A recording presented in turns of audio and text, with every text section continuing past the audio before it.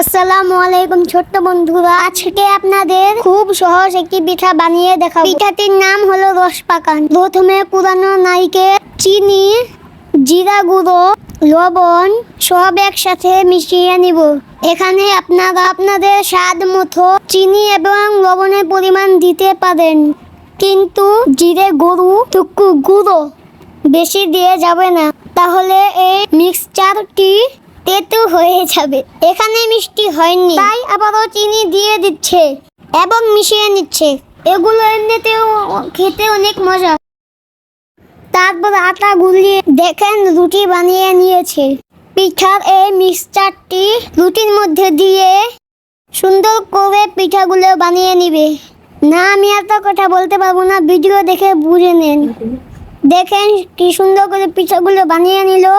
পিঠাগুলো কিন্তু বানাতে অনেক সহজ, খেতে অনেক মজা। খুব সহজে সন্ধ্যার নাস্তা হিসাবে আপনারা এই পিঠা বানিয়ে খেতে পারেন। পিঠাগুলো দেখতেও খুব সুন্দর। বাসায় মেহমান আসলে তাদেরকেও বানিয়ে দিতে পারেন। দেখেন একটা পিঠা বানানো শেষ, অনেক সুন্দর হয়েছে, পুরো নৌকার মতন।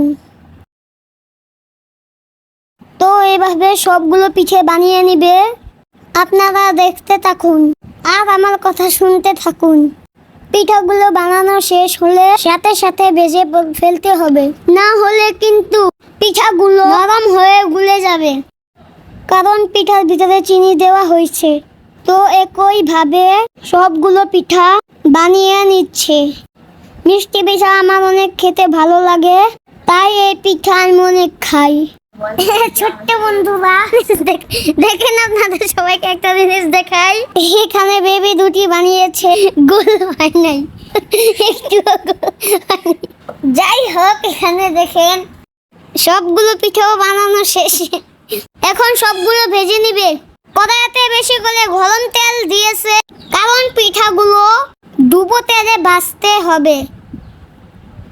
দেখেন কত সুন্দর পিঠা ফুলে উঠেছে। পিঠাগুলো কিন্তু বেশি ক্রিস্পি করে ভাজা যাবে না, হালকা বাদামি করে ভাজতে হবে। দেখেন ভিডিওতে দেখা যাচ্ছে এরকম করে ভাজতে হবে। সবগুলো পিঠা ভাজা শেষ। একটা আপনাদেরকে ভেঙে দেখাচ্ছি। দেখেন পিঠাগুলো কি সুন্দর, এখন ইয়াম্মি হয়েছে।